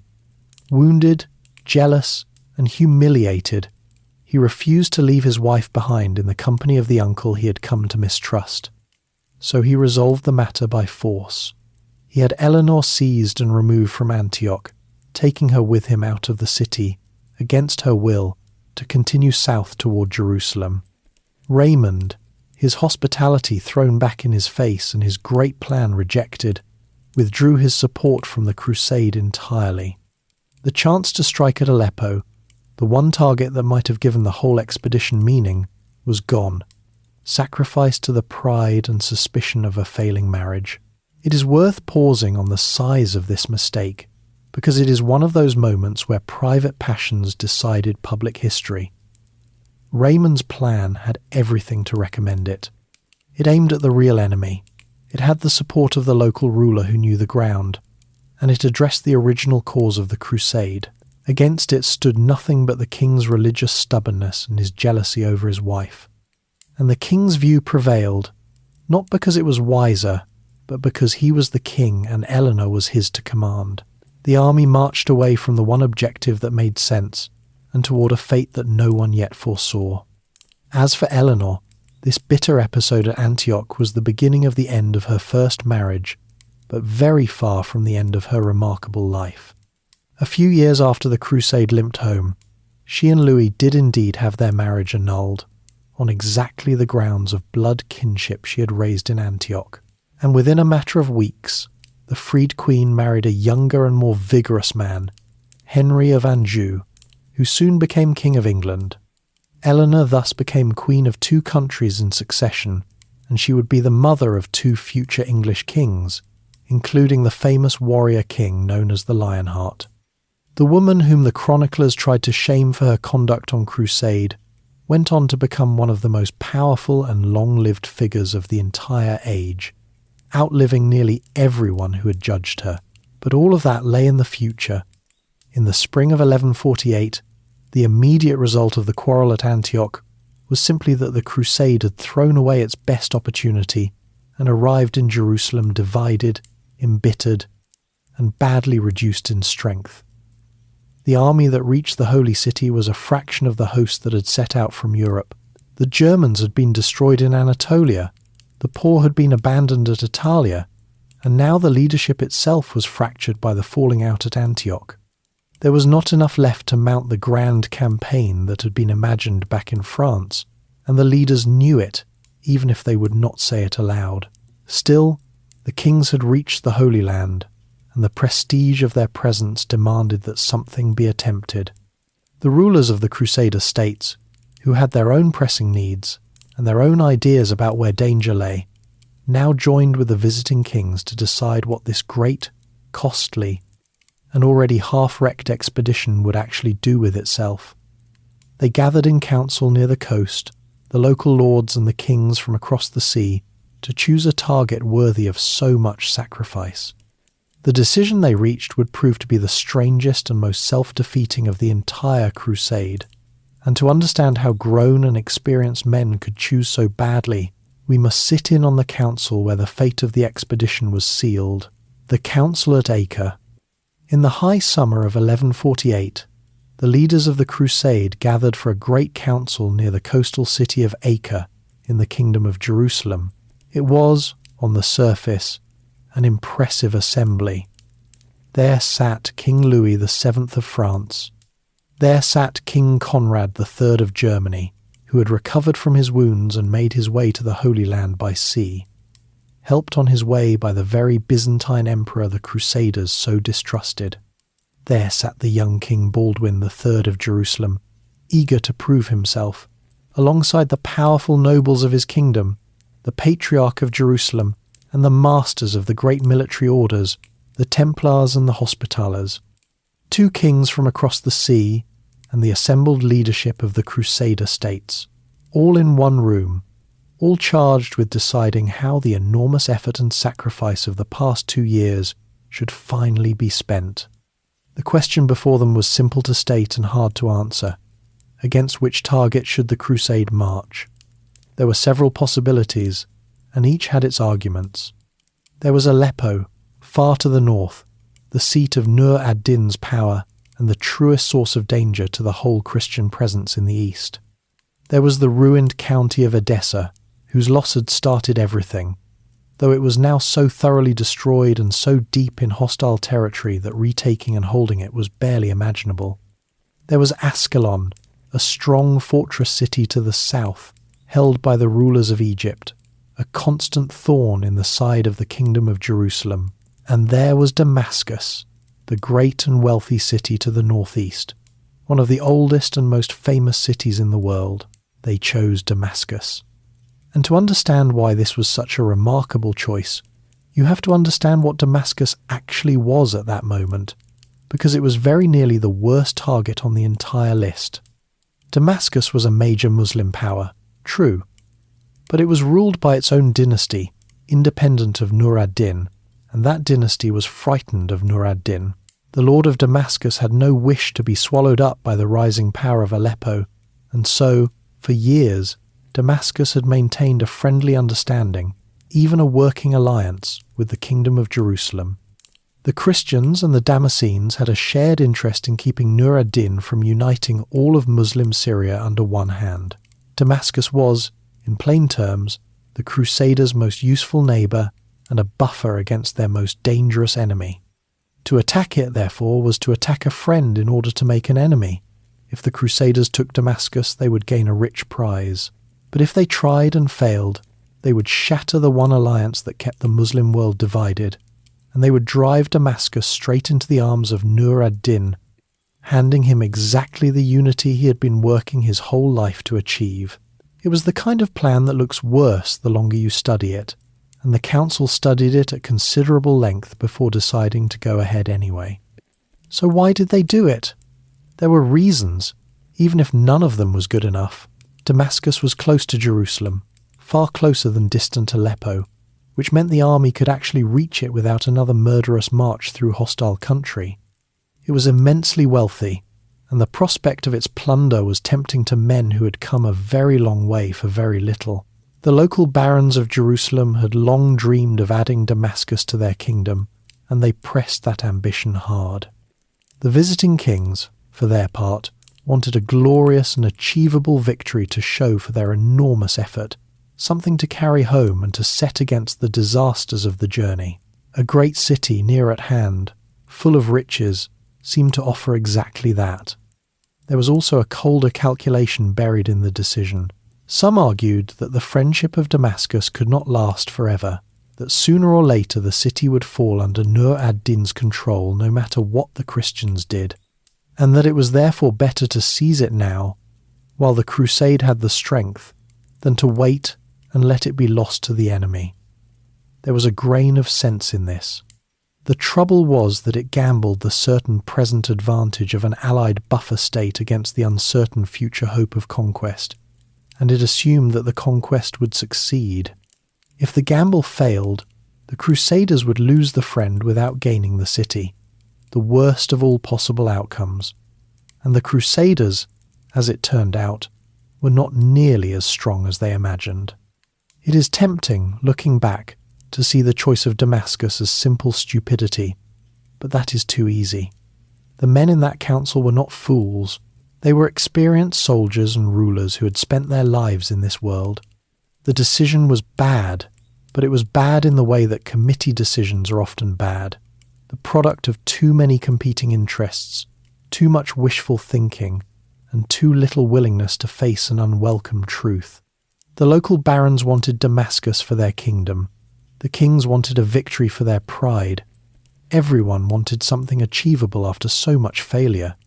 And so they talked themselves into the one campaign that, even if it succeeded, would not strike at the real enemy, and that, if it failed, would make the real enemy stronger than ever.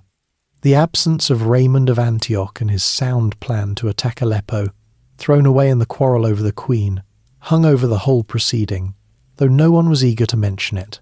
There was, too, a deeper problem that the choice of target could not fix. The Crusade simply did not have the strength it had set out with. The grand vision in France had assumed two mighty armies arriving intact to overwhelm any enemy. What had actually reached the Holy Land was a remnant, the survivors of the passes and the plagues and the abandonment at the coast, joined now to the modest forces the Crusader states could muster. To besiege and take a city the size of Damascus, defended by a determined population and within reach of relief from Nur ad-Din, was a far more demanding task than the reduced army was equipped for. The leaders chose an objective, scaled to their ambitions rather than to their means, which is a habit that has ruined many campaigns before and since. And so the decision was made, and the army prepared to march on Damascus.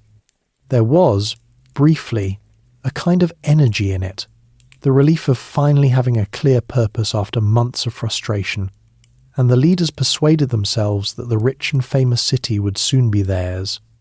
The kings of France and Germany, the king of Jerusalem, the great lords and the warrior monks, all of them turned their faces toward the green gardens and the high walls of Damascus, confident that the long ordeal of the crusade was about to be redeemed by a single glorious conquest. What followed would be neither glorious nor long. The siege of Damascus, the supposed climax of the whole vast enterprise, the thing for which a pope had written, a saint had preached, 2 kings had marched, and tens of thousands had died on the roads of Asia, would last a grand total of 4 days. It would unravel so quickly, and through decisions so baffling, that men have argued about it ever since, with dark talk of bribery and betrayal woven through every account. The crusade had survived the loss of Edessa, the ambushes of Anatolia, the quarrel at Antioch, and its own poor judgment at the council. It would not survive the 4 days outside Damascus. To those 4 days, where everything finally came apart, we now go. 4 days outside Damascus. The army marched out toward Damascus in the last week of July, 1148, and at first the campaign seemed to justify the council's confidence. Damascus did not sit naked on an open plain. It was surrounded on its western side by the Ghouta, a vast belt of orchards and gardens watered by the river that ran down from the mountains, divided into countless small plots by mud walls and irrigation channels and shaded by fruit trees. This green country was the city's larder and its first line of defence, a maze in which an attacker could be ambushed at every turn, but in which there was also abundant water and food. The Crusaders came at the city through these gardens, and they fought their way through hard fighting against the defenders who contested every wall and ditch. The first day went well enough. The Crusaders pressed through the orchards, drove the Damascene forces back, and reached the river on the western edge of the city, securing access to water and to the supplies of the gardens. They pushed the defenders all the way back toward the walls. For a moment, watching from the city, the people of Damascus had real cause for fear, and their commander, the seasoned old ruler of the city, sent out urgent calls for help in every direction. He sent to Nur ad-Din in Aleppo and to Nur ad-Din's brother in Mosul, begging them to come quickly and relieve the city, the very thing the Crusaders should have wanted to prevent. The gathering of Muslim Syria into a single force was now being summoned into being by their own attack, exactly as the friendship of Damascus would have prevented. The defenders did not give up. They fought on in the orchards, harassing the besiegers, slipping through the maze of garden walls to strike and vanish. And they held the western approaches stubbornly enough to keep the Crusaders from breaking into the city. Day passed into day, and the early momentum slowed. And then, on the second or third day of the siege, the Crusader leaders made the decision that destroyed everything, a decision so strange that men have argued about it from that day to this. They abandoned their strong position in the well-watered gardens on the western side and moved the entire army around to the eastern and southern side of the city, out onto the open plain. The reasoning, such as it was, ran like this. The orchards offered the defenders too much cover and made it impossible to bring the full weight of the army against the walls. On the open eastern side, by contrast, the ground was clear, the army could deploy properly, and the walls there were said to be weaker and less well defended. In theory, it was a place where a direct assault might break in. In practice, it was a death trap. The eastern side of Damascus was dry, barren ground with no river, no orchards, and no water. The army had given up the one position that supplied it with everything it needed and marched out onto open land where it could find nothing. And the walls on that side, far from being weak and undefended, proved strong and stoutly held, for the Damascenes had used the time to reinforce them and to bring in more fighting men. The Crusaders now found themselves baking on a waterless plain, unable to break through, with their supplies cut off behind them in the gardens they had foolishly abandoned. Within a day or two, the position had become impossible. How could experienced soldiers make so disastrous a move? The sources are full of dark explanations, and they cannot all be true, but they point to the same rotten core. The loudest accusation was treachery. It was said that some of the local barons of Jerusalem had been bribed by the Damascenes, paid to give bad advice, to argue for the move to the eastern side, knowing it would doom the siege. There were even stories that the gold paid in the bribe turned out, in a final insult, to be counterfeit, leaving the traitors with neither honour nor payment. Whether any of this is true is impossible to prove, but there is a more sober explanation that runs beneath the lurid one, and it is just as damning. The Crusaders had begun to quarrel over the spoils before they had won them. The question of who would actually rule Damascus once it was taken, which of the great lords would receive this golden prize, set the leaders against one another. The barons of Jerusalem, the visiting kings, and the various claimants all wanted the city, and their jealousies poisoned every decision. A leader who suspected that the conquest would only enrich a rival had little reason to press the siege wholeheartedly. In an army divided over who would own the prize, no one could be trusted to pursue the prize with a single mind, and so the whole effort dissolved into suspicion and half measures. Treachery, real or imagined, was only the sharpest expression of a division that ran all the way through the camp. While the Crusaders sat dying of thirst on the eastern plain, the news arrived that sealed their fate. Nur ad-Din and his brother were marching with their armies to relieve Damascus, and they were close. The Crusaders now faced the prospect of being caught between the strong walls of the city in front of them and a fresh, powerful, relieving army at their backs, while they themselves were short of water, low on supplies, and bitterly divided. There was nothing to do but retreat, and quickly, before the trap closed entirely. So, after just 4 days, the great siege of Damascus was abandoned. The army that had set out to take the most famous city of Syria turned around and marched away without having breached its walls. The retreat was a wretched affair. As the Crusaders pulled back across the plain and through the country toward Jerusalem, the Turkish horsemen and the Damascene forces fell on their rear, harrying the column, picking off stragglers, and turning the withdrawal into a running ordeal. Men and horses died on the road back.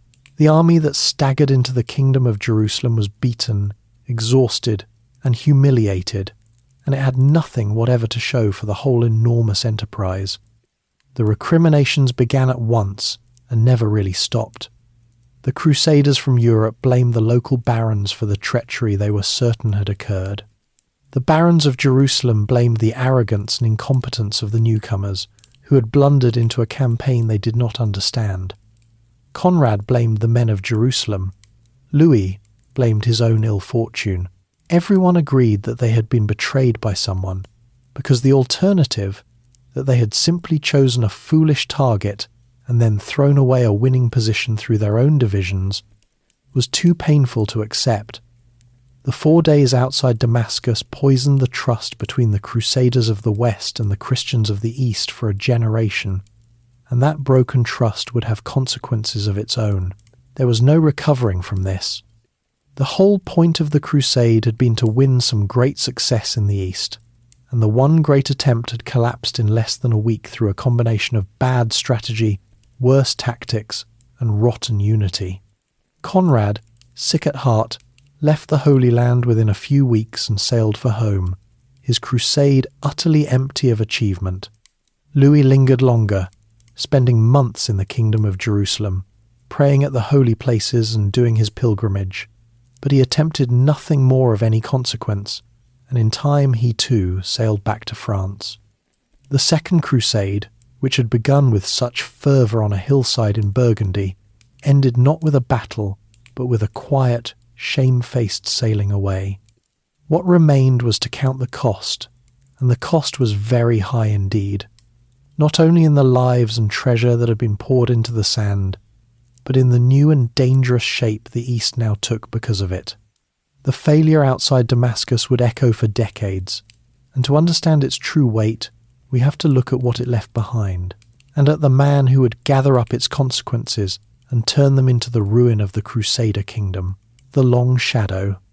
When the news of the Damascus disaster reached Europe, it landed not as a defeat, but as a kind of bewilderment. The First Crusade had succeeded against all odds, and that success had been understood as proof of God's favour. Now a far larger and better-led expedition, blessed by the Pope, preached by the holiest man in Christendom, and commanded by 2 crowned kings, had achieved nothing at all in the East. It had thrown away its armies on the roads of Asia, and its honour outside the walls of Damascus, and it had come home empty-handed. To a deeply religious society, this was not just a military failure. It was a theological problem. If the crusade was God's work, how could God have allowed it to fail so completely? No one felt this question more sharply than Bernard of Clairvaux.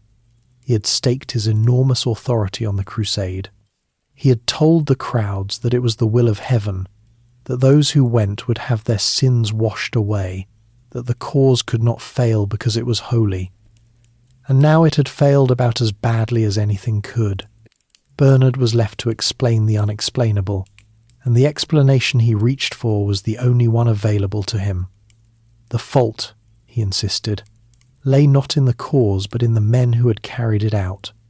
The crusade had failed because the crusaders were sinful, because their pride and greed and quarrelling had made them unworthy of the victory God would otherwise have granted.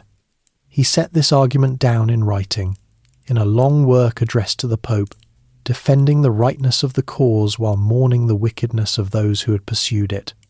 It was the best he could do, but it satisfied few, and his last years were shadowed by the wreck of the great enterprise he had set in motion.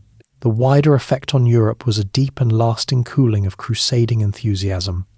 The fever that Bernard had raised so easily would not be raised again so easily. Decades would pass before another great crusade marched east, and when men did go again, they went with fewer illusions and more caution. The simple confidence of the First Crusade was gone for good, replaced by a wary awareness that holy purpose was no guarantee of victory, and that God, for reasons of his own, might let the cross go down to defeat. There was a poisonous legacy, too, in the relations between the Latin West and the Byzantine East. The Crusaders, unwilling to blame themselves, blamed the Greeks. They were certain that Emperor Manuel had betrayed them, that his truce with the Turks and his treacherous guides had doomed the army in Anatolia. The Byzantines, for their part, regarded the Western armies as the dangerous, destructive barbarians they had always suspected them to be. The mistrust ran deeper after the Second Crusade than before it, and it festered. 2 generations later, that festering hatred would help produce one of the most shameful episodes in the whole history of the Crusades, when a Western army, supposedly bound for the Holy Land, turned aside instead and sacked Constantinople itself, the greatest Christian city in the world, looting and burning the capital of their fellow Christians. The seeds of that catastrophe were watered by the bitterness of 1148, but the deepest and most damaging consequence of the Second Crusade was the one that played out in Syria, and it was the precise opposite of everything the Crusade had been meant to achieve. By attacking Damascus, the Crusaders had shattered the alliance that kept Muslim Syria divided. The Lord of Damascus had learned a hard lesson. He could no longer trust the Christians of Jerusalem to be his friends against the rising power of Aleppo, and so he turned, of necessity, toward the very power he had once feared. Within a few years of the failed siege, Nur ad-Din achieved without a fight what the Crusaders had handed him.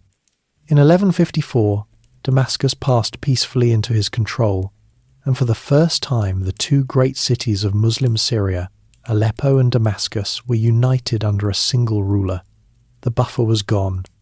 The patient work of Nur ad-Din's life, the gathering of the divided Muslims into one purpose, was now far advanced, and the Crusaders had done more to help it than to hinder it. From this unification flowed everything that followed.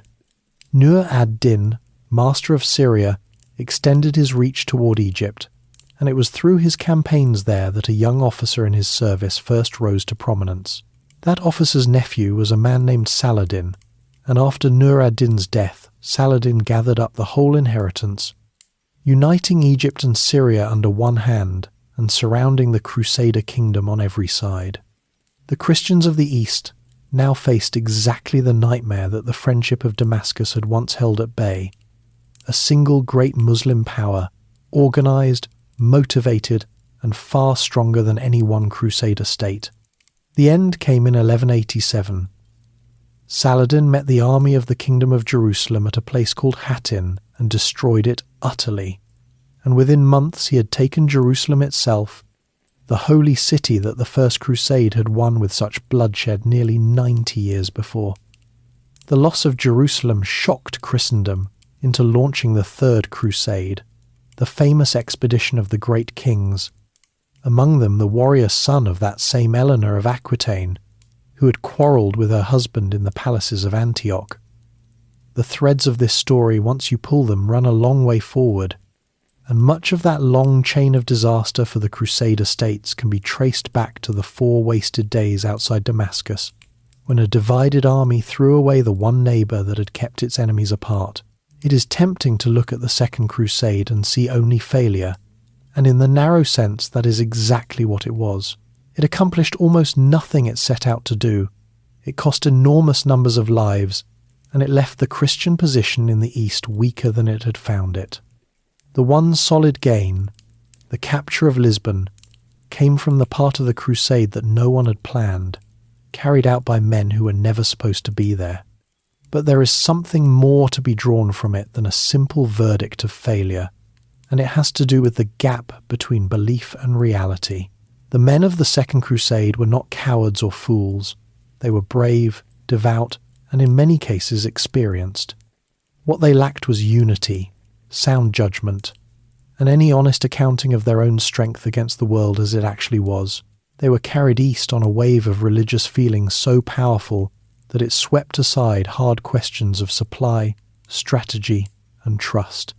And when that wave broke on the dry plain outside Damascus, the feeling could not save them. Faith had filled the roads of Europe with armed pilgrims, but faith alone could not feed an army, hold a coalition together, or choose a wise target. The Crusade is a lesson, told across thousands of miles and tens of thousands of lives, in how much more there is to any great endeavour than the sincerity of those who begin it. And so the Second Crusade passed into history, remembered chiefly as the one that went wrong, the great effort that fell flat between the glory of the first and the drama of the third. The Pope who called it, the saint who preached it, the kings who marched it, all of them faded from the scene in the years that followed, carrying their disappointment with them. The Crusader states held on for another century, growing slowly weaker until the last of them was gone. But the man who had quietly profited from it all, the patient lord of Aleppo who had turned the Crusaders' own blunder into the foundation of a united Syria, had shown the way to everyone who came after. And the world he helped to make would long outlast the brief and bitter expedition that had unwittingly helped to build it. That is the full story of the Second Crusade, from the night Edessa fell to the long shadow it cast across the century that followed. Are you still awake? If you are, there is another quiet history waiting for you on the screen whenever you would like to keep the journey going. And if you enjoyed this one, feel free to like and subscribe, or to leave a thought down in the comments. For now, though, there is nothing left to do. Let your body settle and grow heavy, let your eyes close, and let yourself drift off to sleep. Good night, and sweet dreams.